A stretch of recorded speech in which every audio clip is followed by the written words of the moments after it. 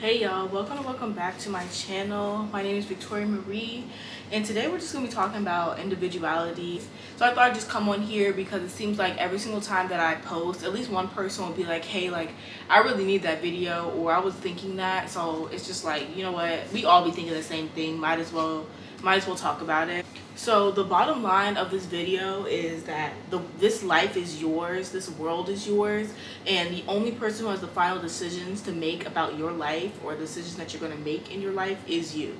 No one else has to go through the consequences of not doing something or of doing something but you. So you're the only person in this world that has that decision to make.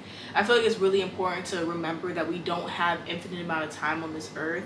You have a limited amount of time, maybe even shorter than you think. God forbid, the only time to do the things that you want to do is now, because you don't know how long you have. And I feel like we kind of just get lost in, the time frame that society has set for us of what we're supposed to be doing or what we should have been done by now, that we forget that it doesn't matter. None of it's going to matter at the end of the day. When you're gone, no one's going to look and be like, oh, he made it to this milestone, he made it to this milestone. It doesn't matter if you didn't reach what you wanted to reach during the time that you had. So always be thinking in the back of your mind, time's limited. This life is yours, and whatever decisions you want to make, think them through. Don't just go ahead and do anything that you want without, having a clear plan. But why not do what you want to do? What you want to do, not what everyone else wants you to. I was just thinking about how I navigate the world and how I perceive myself through the perspective of other people's lenses of me. So if someone has a particular role in my life, like my coach or like a trainer or supervisor or friend, I look at myself from their perspective of me.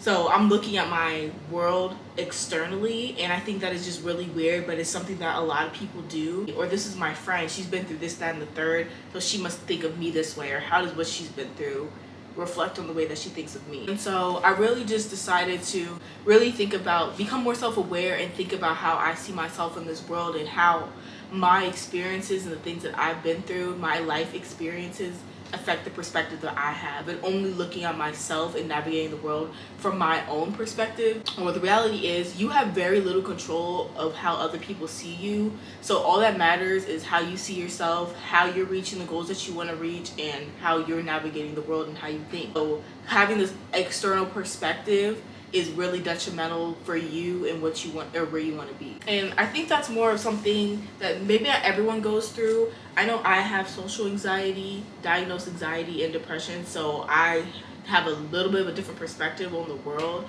And I think that has a big part to do with how I view everything. But in general, that's just how I think, and it's just so annoying. And I really want to break out of that cast and really just be like, this is how it is, this is how I see it, this is how I perceive the world, and this is how I'm not going to navigate. And I feel like realizing that I'm a grown-ass woman and this is my life, it's really been helping me step into that person who I want to be and be more confident in that.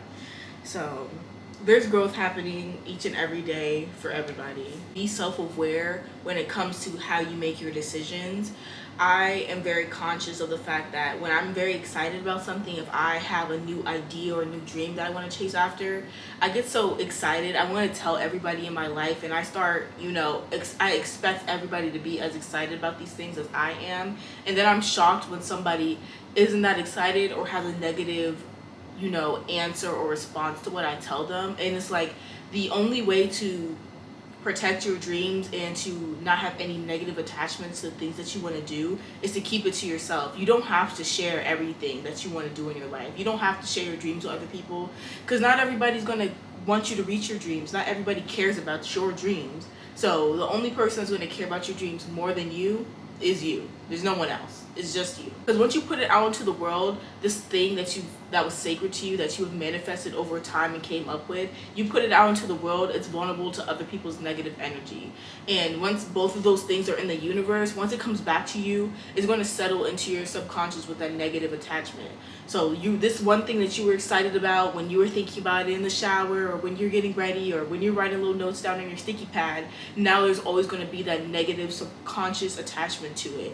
And I was taking this class the other day for this work thing that they make us do, and it was actually great, but she taught us that as humans, we always remember the negative things in the most abundance. We're always going to put the negative first.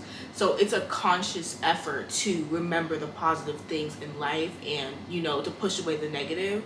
So first, when it comes to stuff like your ideas, your dreams, the things that you want to chase after, don't allow any more negative energy than what you're going to put on it happen. Keep it to yourself. But that's all to say. It's really just time to do some introspection and do some reflection on yourself and your habits, and really just think, when you're going to go ahead and make a decision, is your first instinct to go ahead and ask somebody in your circle? Or is it to go and check TikTok, your favorite TikToker, what she has to say about the topic? Or do you really look to yourself? Look in the mirror or think to yourself, what should I do? What do I want? What are the experiences that are going to lead me to the decision that I'm about to make? Instead of, you know, turning to other people to make decisions about your life. Because the reality is everybody has limited belief systems that are heavily influenced by the experience that they had leading up to this moment. So you don't want to open yourself up to everybody's, because you have your own. You're already having things that are limiting yourself.